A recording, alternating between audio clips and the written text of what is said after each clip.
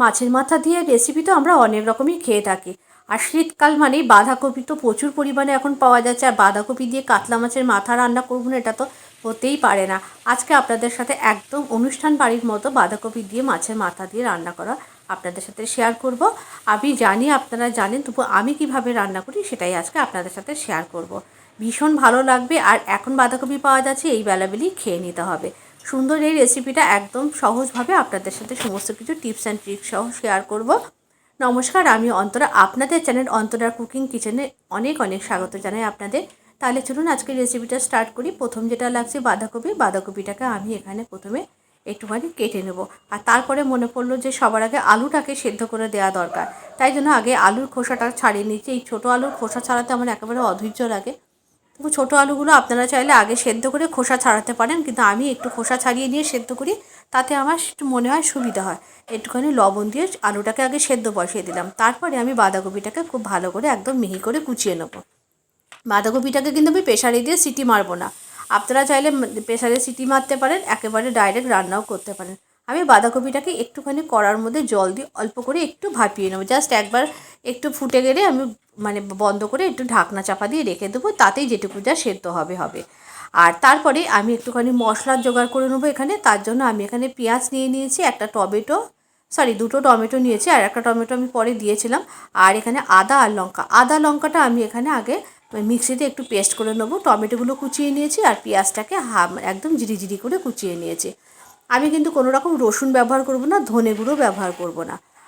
আদা লঙ্কাটা পেস্ট করে নিয়েছি, আর টমেটো আর পেঁয়াজটাও কাটা হয়ে গেছে। এরপরে সোজা রান্নায় চলে যাব। গ্যাসের উপর একটা কড়া বসিয়ে দিয়ে দিয়েছি তেলটা গরম হয়ে গেলে একটু হলুদ দিয়ে তারপরে আমি মাছের মাথাগুলো নুন মাখিয়ে রেখেছিলাম, সেই মাছের মাথাগুলোকে আমি প্রথমে লাল লাল করে ভেজে নেবো।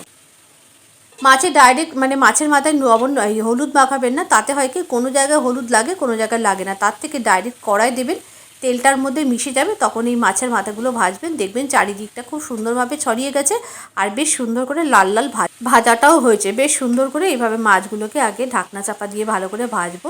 একটু ঢাকনা চাপা দিয়েছিলাম, ভীষণ তেল ছিটকাচ্ছিল। তা মাছগুলো বেশ লাল লাল করে ভেজে নিয়েছি। মাছের মাথাটা ভালো করে না ভাজলে কিন্তু আষ্টে গন্ধ বেরোবে।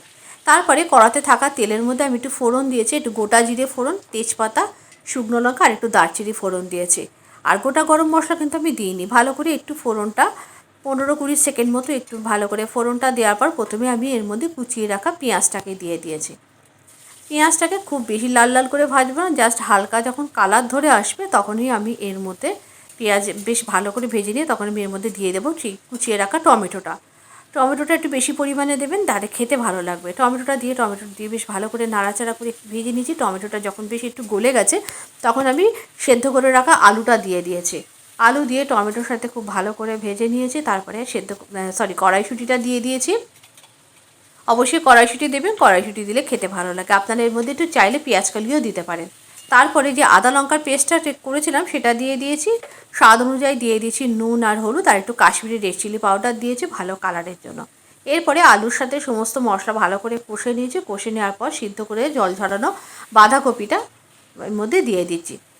বাঁধাকপিটা কিন্তু খুব বেশি সেদ্ধ করবেন না, তাহলে কিন্তু বেশ গলগলে হয়ে যাবে, ভালো লাগবে না। তখন বাঁধাকপিটা দেওয়ার পর একটু বেশ ভালো করে রান্না করার পরই মাছের মাথাটা দিয়েছে। এরপরে মাছের মাথাটা দিয়ে ঢাকনা চাপা দিয়ে মিডিয়াম টু লো ফ্লেমে খুব ভালো করে রান্নাটাকে করতে হবে। এই সময় একটু ভাজা জিরের গুঁড়ো দিয়েছি, স্বাদ অনুযায়ী দিয়ে দিয়েছি একটুখানি চিনি দেবেন, একটু খেতে ভালো লাগবে মিষ্টি হলে। আর তারপরে ভালো করে রান্না করে নিতে হবে এটাকে মিডিয়াম টু লো ফ্লেমে ভালো করে কষিয়ে আর একটু বাইন্ডিংয়ের জন্য একটুখানি দিয়ে দিয়েছি আটা ছড়িয়ে। এটা একেবারেই অপশনাল। রান্নাটা একেবারেই হয়ে গেছে। শেষ পর্যায়ে আমি দিয়ে দিয়েছি একটুখানি ধনেপাতা কুচি, 1 মুঠো পরিমাণ ধনেপাতা দিলে বেশ খেতে ভালো লাগবে, ধনেপাতাটা দেবেন। আর নামানোর আগে আমি অল্প একটুখানি গরম মশলা গুঁড়ো দিয়েছি, একদম সামান্য। আর দিয়ে দিয়েছি 1 চামচ ঘি। দিয়ে একেবারে রান্নাটা রেডি। গরম ভাত, রুটি, পরোটা যে কোনো কিছুর সাথে আপনারা এটা সার্ভ করতে পারেন। একদম হয়েছে না বিয়েবাড়ির মতো দেখতে, আর কি সুন্দর কালার হয়েছে, খেতে অসাধারণ হয়। আপনারা অবশ্যই ট্রাই করবেন, আর রেসিপিটা কেমন লাগলো অবশ্যই জানাবেন। নিত্য নতুন রান্নার আপডেট পেতে অবশ্যই অন্তরার পেজটিকে আপনারা ফলো রাখবেন। আজকের রেসিপিটা এই পর্যন্ত। আবারও দেখা হবে পরবর্তী ভিডিওতে আর একটা নতুন কোনো রেসিপির সাথে।